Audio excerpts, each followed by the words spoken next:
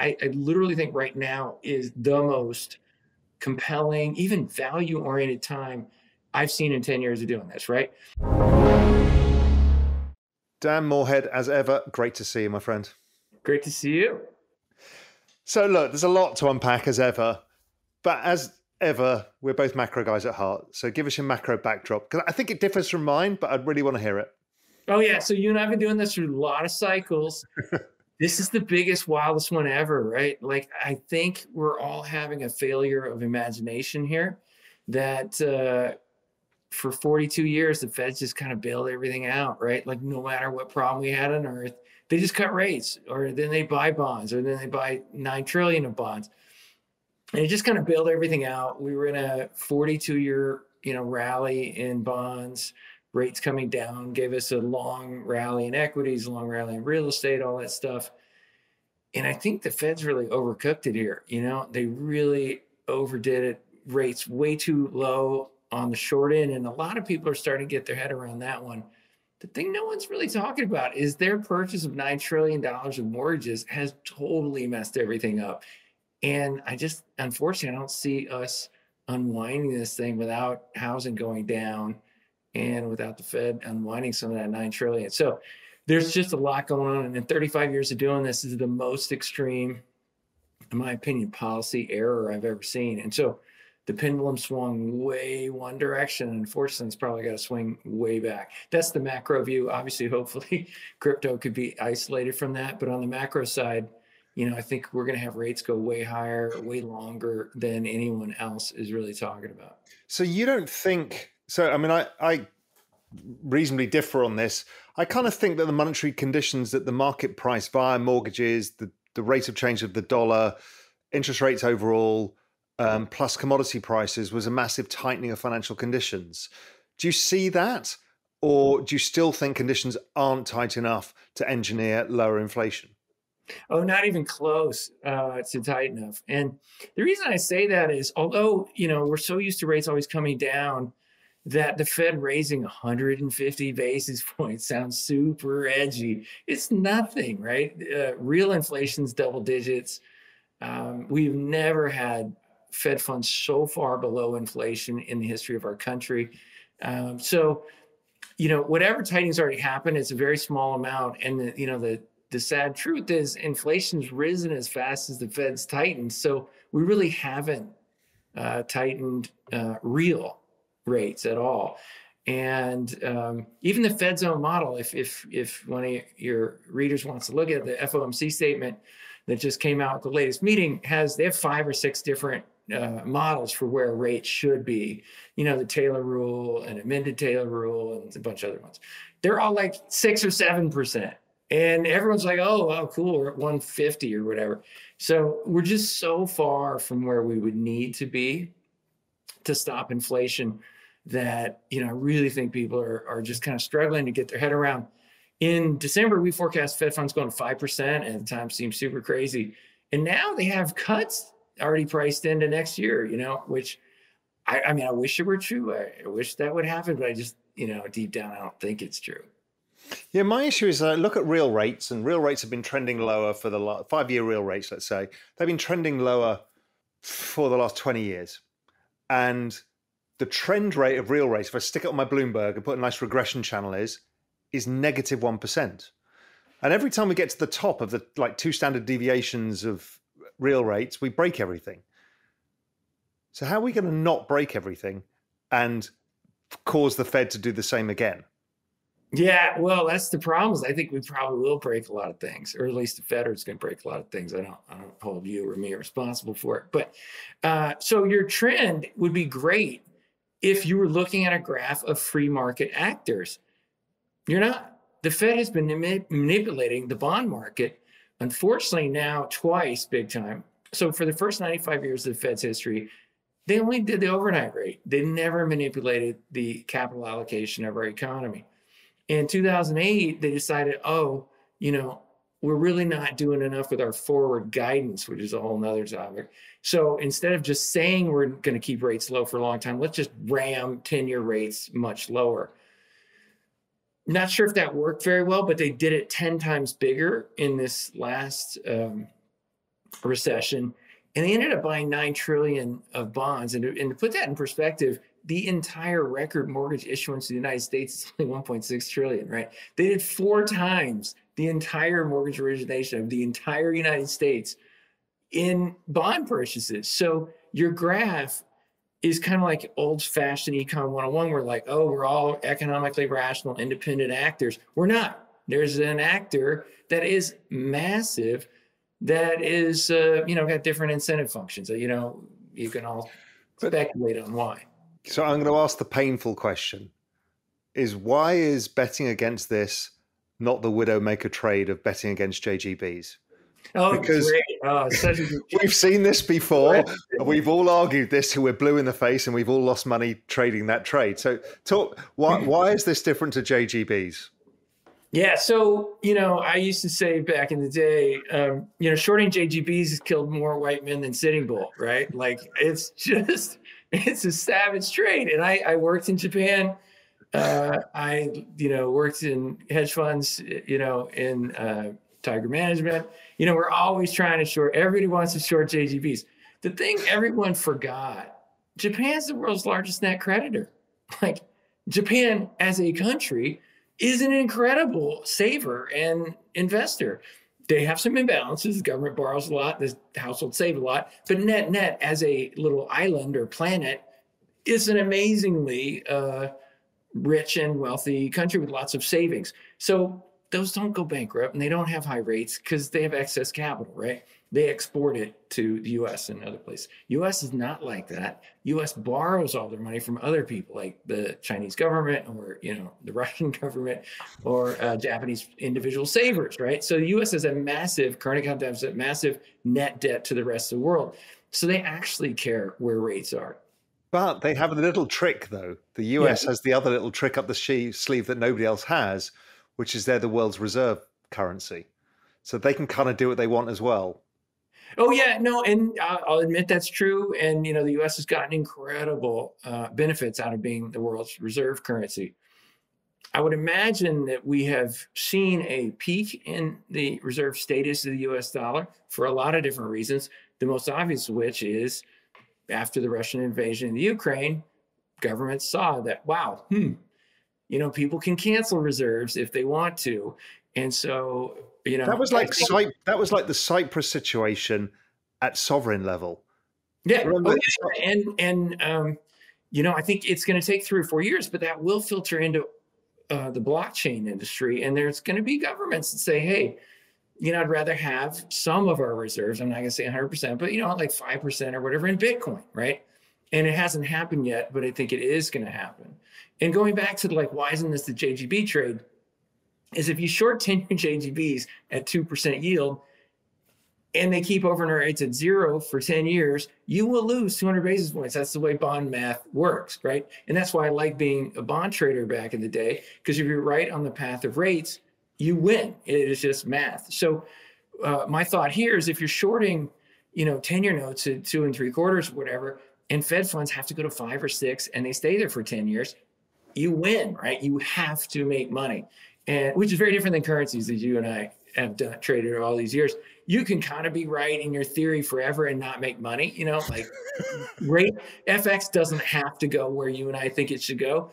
But if you short a bond at 2 3/4 and you get paid 5% for the next 10 years, you get to keep the difference. It's just that mathematical. So I do think shorting bonds here is a great trade because the downside is pretty limited. So look, you and I could talk macro all day, and with a glass of wine, we could talk macro all night as well. But let's talk crypto as well now. So how does this macro framework, which sounds like either inflationary or a certain amount of monetary tightness that we're not used to, how does that work in the crypto market? How does that flow through? Yeah. So when the Fed and the Congress started printing just, insane amounts of money, I will admit I had my pom-poms and I was like, this is awesome for Bitcoin. You got to own Bitcoin. And, Bitcoin's at 3,000 or whatever at the time, to 60,000. So huge fan of that story. So some people say, well, it's totally counterintuitive. If they're going the other way now, that's going to be horrible for crypto. And I really although admittedly I was hugely positive on Bitcoin because they were printing tons of money. They've already printed all that money. It's out there, right? There's 9 trillion of bonds that have been printed and out there. And that money's not going away, probably, right? Like, I don't think they're going to sell all those bonds and take all that money out of the system. I actually think they should, but I just don't think they will. So all the money's already out there. So it will still keep sloshing around and generating inflation. And there's this huge debate right now, is Bitcoin really a good inflation hedge or not? We don't know because we haven't had inflation for 15 years, right? We're going to find out. I actually think we're going to find out it is a great inflation hedge, that when people are worried about the currency being debased 10% a year, they'll start looking for alternatives. And that used to be countries like Argentina or Venezuela or whatever. Now it's going to be American citizens. It's going to be British citizens. It's going to be Europeans. All are going to be looking for ways to get protected on the debasement of their currency. And although recently crypto has been highly correlated with risk assets like the S&P, I'm betting that it's going to break down, that there are going to be more people going, if rates do keep rising for the next 2 or 3 years, I don't want to own bonds, definitely. Probably don't want to own stocks. The Fed really has to get real estate to go down before inflation stops. So I got to get out of real estate. Crypto and gold and soft commodities, kind of the only things left, or art, maybe, intellectual property. There's a few things that are kind of different from rates, but not many. And so I think, crypto being one of the biggest and most interesting will start to get the marginal dollar being allocated to crypto. It's also an interesting point in time. I'm actually expecting a faster slowdown, and actually I think rates back off. But either way, we're kind of record oversold versus every metric for the space. Even simple stuff like RSIs are the lowest they've ever been.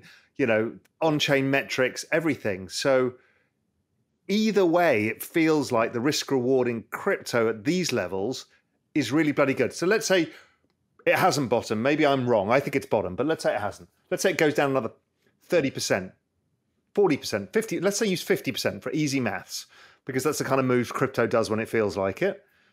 The upside is 10x from here, at least. So the risk reward at these levels becomes ludicrous, which people don't understand. These network adoption models, whenever you're kind of dramatically oversold, your risk reward explodes in ways that doesn't exist elsewhere. How are you thinking through this? Well, you mentioned drinking some wine, but I think we're drinking the same Kool-Aid, because I totally agree that crypto's gone through these wild cycles, as you know.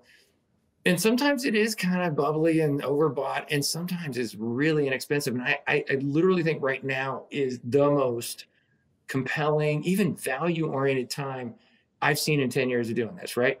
There were some times it was the same price as it is today, but we were 4 or 5 years back in history with, hundreds of millions less using it and, all that stuff. And so I think given that we've had a 75% fall in Bitcoin, 80, 90, and some of the other things, we're really at incredibly cheap levels. And a couple of metrics on that.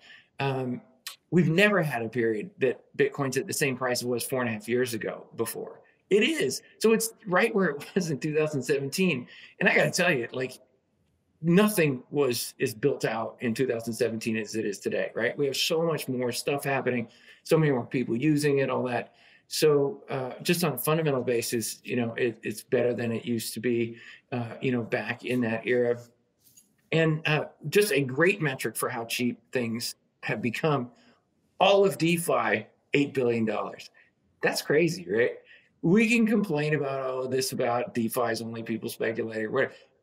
To be only $8 billion when the legacy financial industry is $2 trillion is just cheap.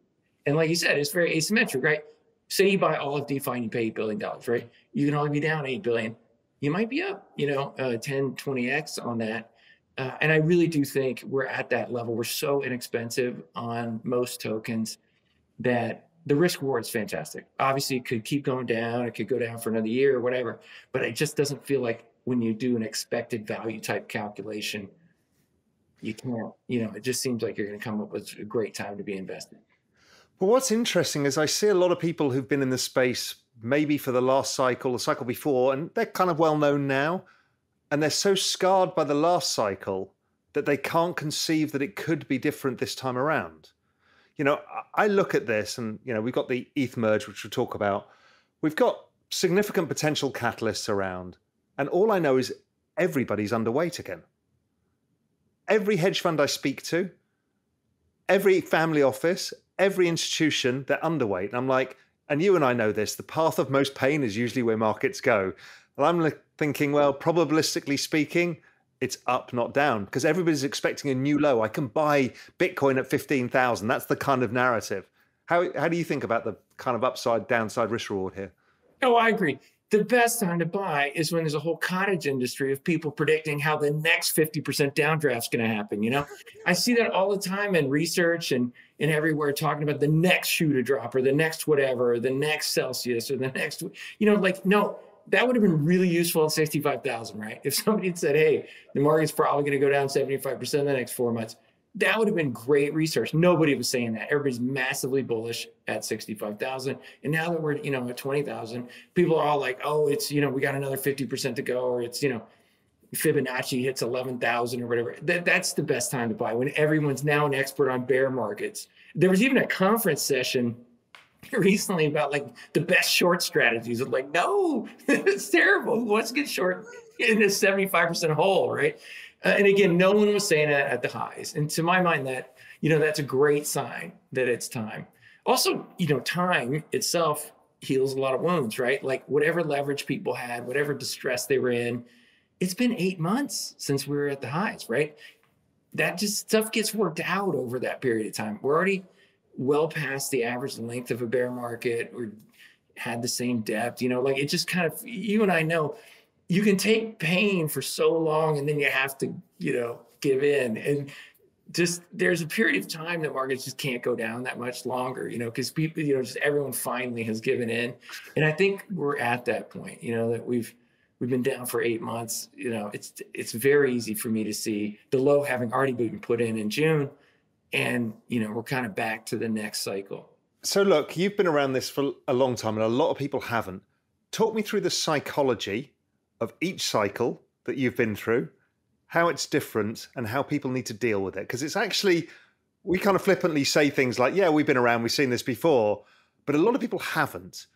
And they don't really know what it means to accept volatility, because it's a feature, not a benefit, because that's why you get the upside. People don't understand that. So talk us through some of this to give people some help in this. Yeah, I really think that is useful. I've been through about 4 of these cycles in the last 10 years, and I was sweating it in some of the previous ones. I was like, man, you know, blockchain might not work. You know, maybe they'll outlaw Bitcoin, or, you know, maybe there's a flaw in the code and we're all screwed. You know, there was just so many worries in these past cycles. And you know, I lived it viscerally, you know, getting in, and then it all goes down 80%. And what I would say is this time it is really, really a different vibe. You know, there's hundreds of millions of people using it. You know, 10% of all US to Mexico remittance is going over Bitcoin. You know, there's a lot of people really counting on it. It's really a real system. And then even the risks, you know, back in the day, there were a lot of risks, you know, like, oh, maybe all the, you know, custodians are going to get hacked. No, now it's like, you know, Fidelity and Intercontinental Exchange doing custody, right? Like, you know, the Mt. Gox era or whatever, that was, you know, some dicier times. So a lot of the things I used to worry about are gone. And even now when people are like, well, regulation could be horrible, it's like, well, you know, that's a glass 1/8 empty kind of mentality, right? 7/8 of the regulatory bodies in the US have already ruled, and it's great, right? Like, we still have the SEC to rule. But like back then, you know, the IRS or FinCEN or whatever could have done something super horrible, and they all did great stuff, right? So although it's not fun, and obviously I love coming to work more when the markets are tripling every week rather than when they're down 80%, I really, you know, for those people who are experiencing their first, you know, crypto winter, I think this one's gonna be less worrisome or less like impactful than the previous ones were. Yeah, that's my hunch as well. How about when you're speaking to investors? Because some of them have been with you for a long time, because you were one of the earliest funds in the space. But what are investors thinking now, whether it's the institutions or the family offices? And how are you seeing the breadth and change of investors? Because, you know, you must see a difference in who it was, because in the beginning it will have been a bunch of Silicon Valley people, some people who knew you, some hedge fund people, but then it starts developing to family offices, then institutions. So talk about that mix and how that's changing, and also what they're thinking at this point. Are you getting inflows in, or people are still like, well, let's wait and see? Yeah, so that has changed dramatically, as you rightly guessed. That in the early days, we did have a few institutions, but it was mainly kind of high net worth, tech, Wall Street type people. And it really has changed a lot in really the last 12 months or so. Massive public pension plans, endowments, all those entities getting in. And this actually is a great time because they've spent 4 or 5 years working through all their issues, all their diligence, all their investment committee, educating their trustees, whatever it is. And they finally got a yes. And now everything's pulled back and is actually a lot cheaper. And so we haven't seen enough people pull that trigger yet, because I think most investors are really kind of triaging their portfolio, right? This has been a once in a generation shock on the macro markets and blockchain. So everyone's kind of pulling back, trying to make sure they understand, their liquidity positions and all those things. But I do think we're in a pretty good spot where a lot of institutions did just recently get an approval. And in many cases, they allocated like 10 basis points to blockchain. They're 100 billion or hundreds of billions, under management, they, 100 million or whatever into blockchain. And so, you and I have seen commodities become an asset class over the years, emerging markets, all those things. I easily can see blockchain being an asset class 5 years from now. 10 basis points isn't the answer, right? Like it's going to be 500 basis points or 800 basis points. It could be some much bigger number. So that's another reason I'm really bullish on this space. I've seen a lot of massive entities go through the really hard thing of going from 0 to 1 in terms of being on now. And now that they're on and they have 10 basis points, they could easily go to 20 basis points or 50 or 100 or 500, right? And so I think that's the story for the next 10 years is all these entities that have spent many years getting to the point of saying yes to blockchain, ramping up to whatever a market neutral position will be 10 years from now. But it's, it's a lot higher than it is today. And what about the allocation mix? I've noticed that VC has obviously been easier to get through investment committee because it's just a tech VC investment. So people went there first, and the hedge fund space or the secondary markets, the liquid markets have been pretty devoid of capital. I mean, the entire hedge fund industry is $4 billion. Well, 60 billion went into VC in the last 18 months. Like you, I've been around markets for a long time. When markets are that starved of capital, it gives you outsized returns. Are you still seeing that people are still starting with VC? That's what they get their toes in the water and then coming through into, more liquid token strategies. How are you seeing that evolution? We are. And, to some extent, I'll agree with your, kind of implication that maybe that's wrong and that, tokens are cheap and, entities should, invest in tokens.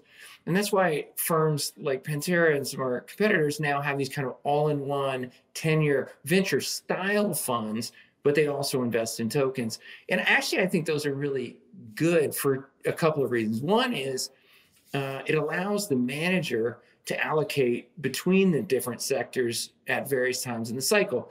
And private equity and tokens really reprice at an incredibly different frequency. Tokens are manic and they reprice like instantaneously, and the market can drop like 70% in like 3 weeks, which it just did. Whereas private equity is very slow moving.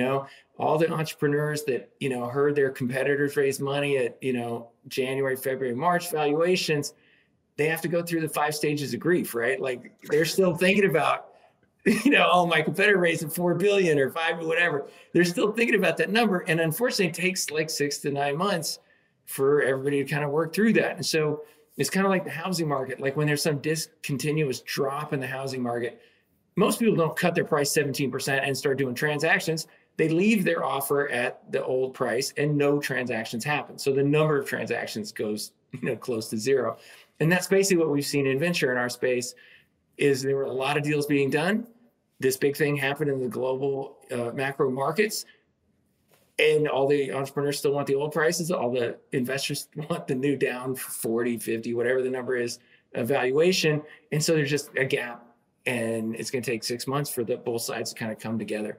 But the other bit of that, which I think is very, very important, is we have a Bitcoin fund that has daily liquidity, right? So if an institution invests and the market goes down 50%, the investment committee could be tapping them on the shoulder like, hey, you can submit your redemption, have your money tomorrow, and that might make people panic and sell at the lows. Whereas if you say, hey, we're just going to commit 10 basis points, we're going to lock it up for 10 years, we're probably going to go through 5 or 6 of these crazy cycles, but at the end, we'll probably have a lot more money. I actually think that's better, because then the institution doesn't have to kind of overtrade the position and like sell at the lows. And unfortunately, we've seen a lot of that over the last 10 years where people, when Bitcoin's on CNBC every day, they're buying at the highs.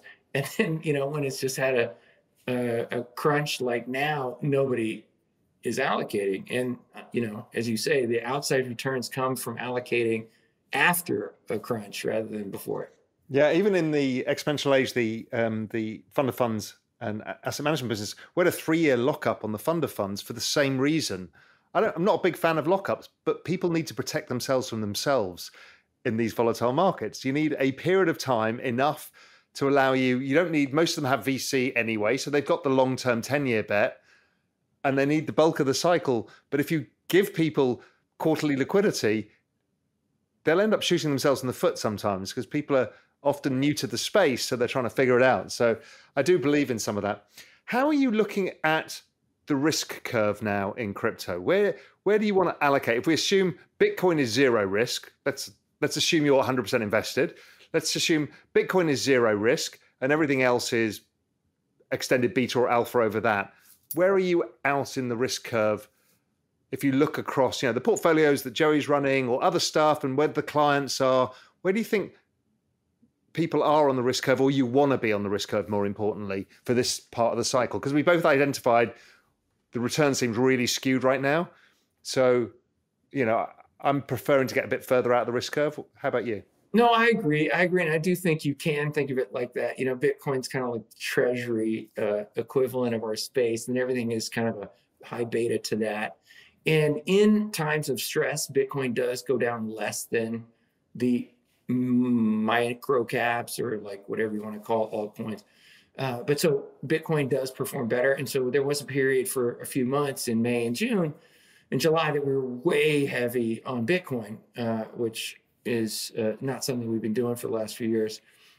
But I actually think we're past the bottom, like you also agree. And so if we're at a minimum consolidation level and potentially the new rally, which I actually think we're in, then it does pay to be out that risk curve, to be in, Ethereum, DeFi, a bunch of other things. And so we've now taken our Bitcoin exposure way down, and we're back in, all the other sectors that can perform well if we're in a bull market. Obviously, if we're wrong and we, have another leg down, we're going to be wishing we were all in Bitcoin. But the other things have a high beta, basically. I'm getting really interested in the ETH merge, and not for the reasons people understand, but a reason that you will understand. So the ETH merge, we get it. There's a bunch of supply things, and it's going to have a yield. Great, right? So now I'm thinking, okay, I know where this goes. We now have a benchmark Web3 asset that has a yield that is not a negotiable yield. It's kind of baked in, so we kind of know what it is. So it has certainty. And most of the institutions, for example, never owned gold because it didn't have a yield, and most tech assets don't have a yield. So here we've got a tech Metcalfe's law growth asset with, call it a 5% yield. We don't know what it's going to come out with, 6 months after the merge, but let's assume it's 5%. That is an extraordinary thing for adoption for institutions. But even that's not the most interesting thing. Everything in the world is priced off treasuries.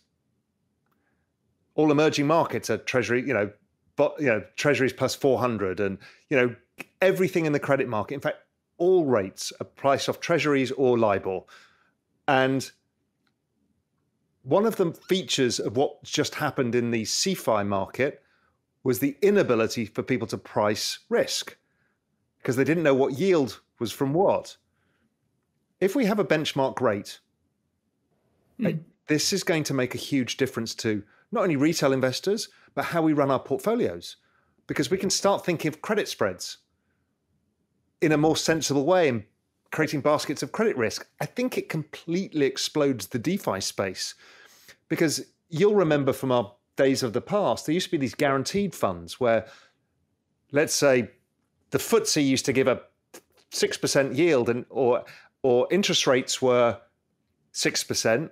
So you could basically use the interest rate and the yield and buy call options or put options and have guaranteed funds and all of this shit. I'm like, people have no understanding how big this could be. The structure of markets may change here. Thoughts? No, I agree.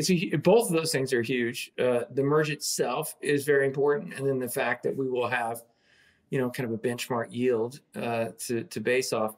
And I would say that one of the reasons we got super excited about ETH is the merge had been delayed for a long time, right?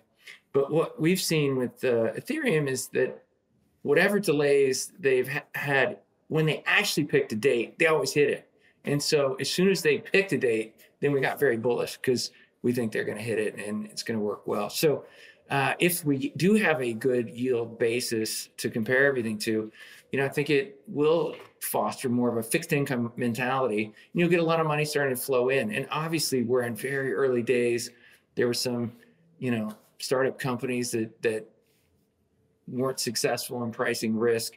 Obviously, when you're pricing a levered market that goes down 75 to 90%, there's a lot of bad things that can happen. So, it's not terribly surprising given the huge move, but, we'll get there, and then we're going to work through these iterations, and the centralized finance companies that did survive are getting even stronger, and they will be, the ones that are still here 5 or 10 years from now. Yeah. I just think, what we understand of the space, what we understand of DeFi, this $8 billion number you threw out, is going to look ludicrous if we consider some of the foundation stones that are coming within yield markets and lending markets. I tell you, the other thing that reminded me of the old days is, were you still at Tiger in 98? Yeah. This whole Three Arrows Capital thing was long-term capital all over again. I never forget that long-term capital time. I was a salesman at was that Goldman, or maybe prior to Goldman? I was on a stag weekend in Ireland speaking to a bunch of mates who were all in financial markets, and we had the usual conversation: who's your biggest customer? Everybody was long-term capital. And I remember, we were all in equity derivatives, and we all had a few billion here or there. And then the head of bund trading at Deutsche Bank, he's like, we've got $100 billion with these guys. And I went back to the risk managers and said, look, we need to do something about this. But when one person's everybody's biggest customer, you need to be very careful. And that's what has just happened, really. One person became everybody's customer. Yeah, and one opaque customer. And I think that's the moral of the story, is that centralized finance still has the same old stuff that's been happening for 100 years. Is if you have an opaque centralized borrower, they can either over lever or even potentially misrepresent what position they have. I'm not sure here, but it's happened in the past. Whereas DeFi, it's the code, and if you agree to a smart contract, it's going to get executed. Everybody knows what the contract is. Everybody knows whether it got executed as per the contract. So I really think that the moral of this story is not what the skeptics are promoting, that DeFi didn't work and the blockchain's a failure. It's the opposite. It's all the old-fashioned centralized banking entities. They're called Three Arrows or Celsius or whatever, but it's the same as long-term capital or Lehman Brothers or whatever. It's just take in short-term deposits, lend long, and hope nobody does the run on the bank. And also, what's interesting is a lot of the people who did struggle had less long-term financial experience. Yeah.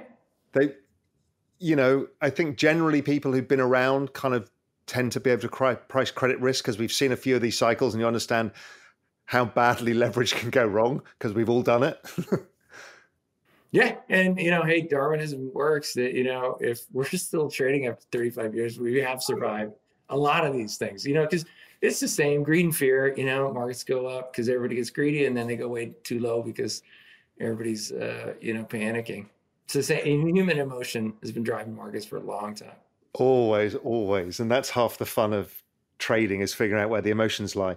So what are you looking at that's interesting you right now? What are the kind of areas you're like, this is really cool, or, I think this is going to do really well or really badly? Where's your kind of excitement levels? What are you looking at?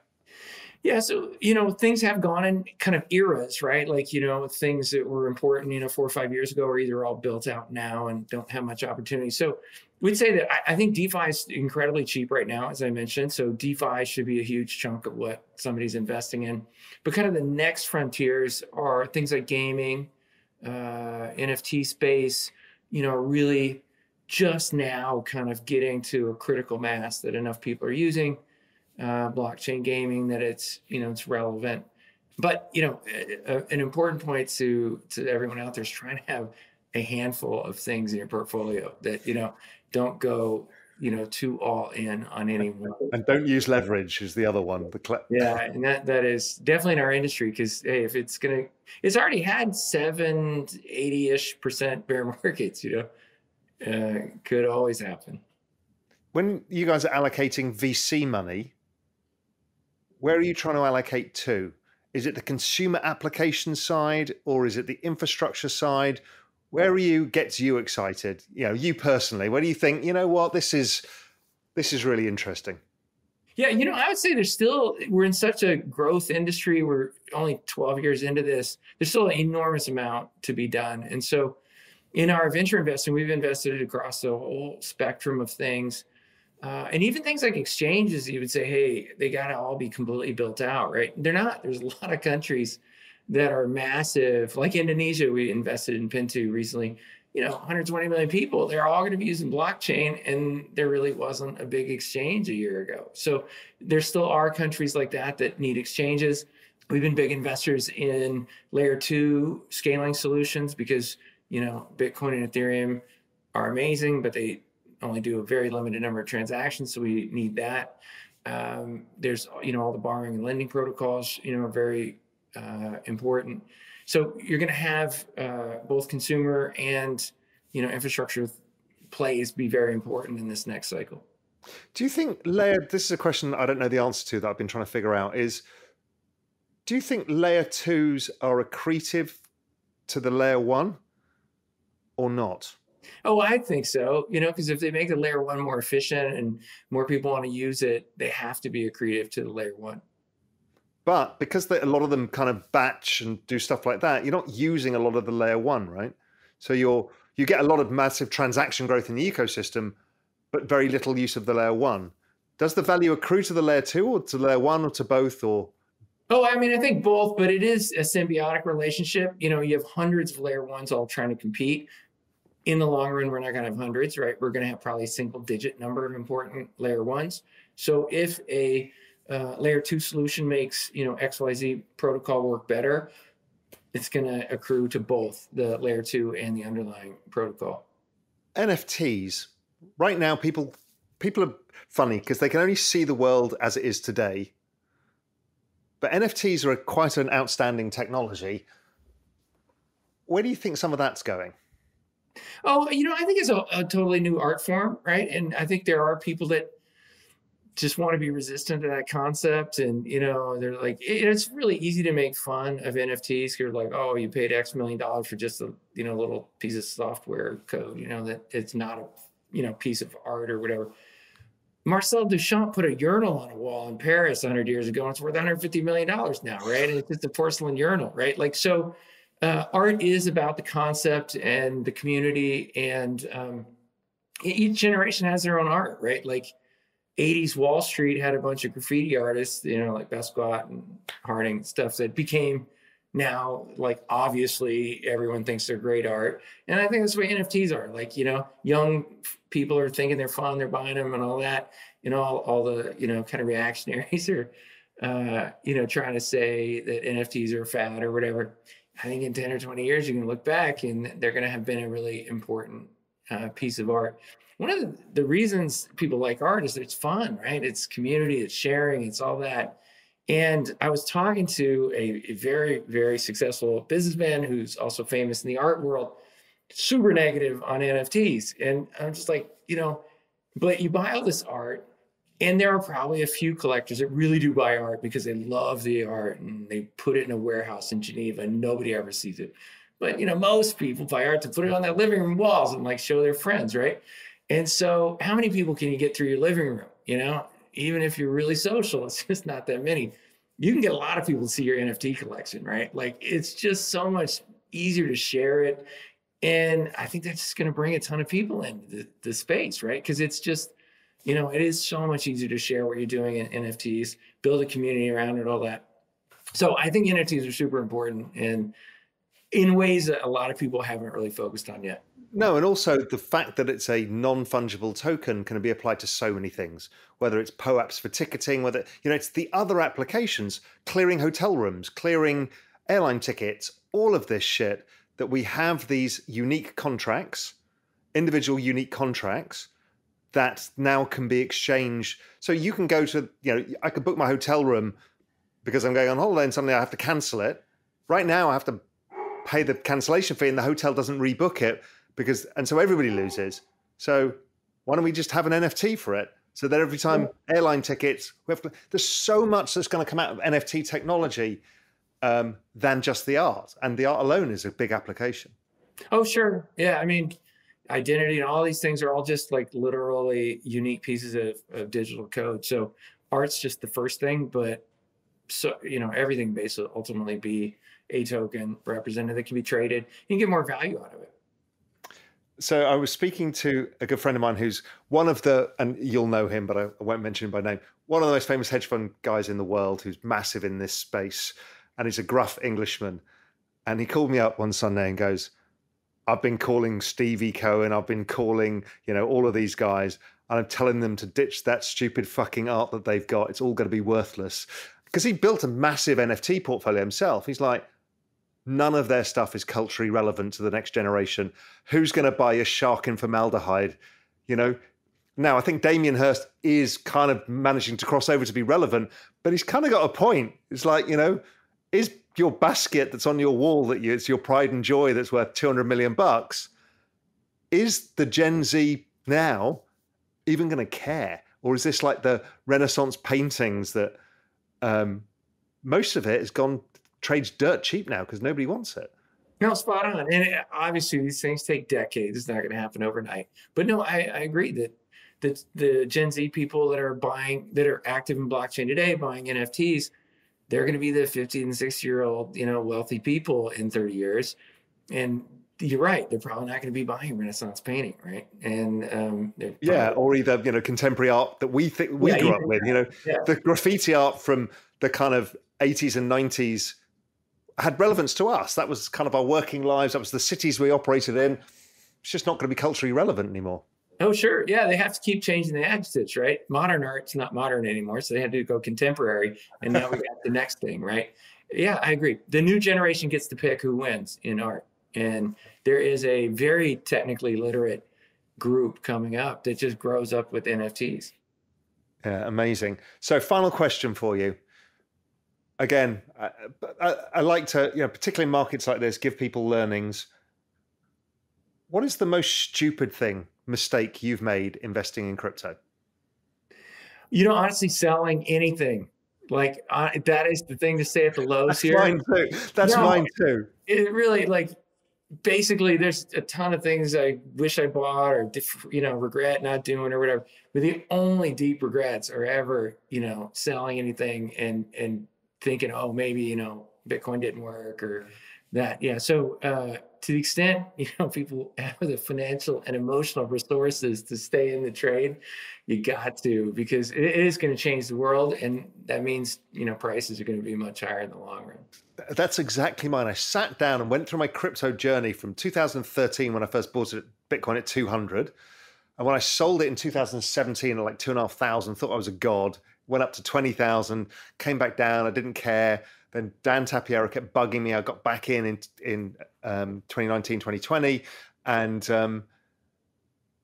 sized up massively. And I went back and looked. If I just kept my original investment and not done all of this shit, trying to think I'm a great macro trader, I would have been much wealthier. And if I just bought the big dips with the same size investment to start with, that always looks really small when you add to it later, I'd have made 25x as much as I made. I'm like, it's the same thing. It's like, really, just keep hold of it. Yeah, just view it as venture and try and put it away and look at it, 5 or 10 years from now. Dan, as ever, a real pleasure to speak to you. A lot of fun as always. Hey, thanks so much. Yeah. All right. Take care, my friend. Hey there, visionaries. Your free membership to Real Vision Crypto, the world's premier source for cryptocurrency and digital asset analysis, is available right now at realvision.com/crypto.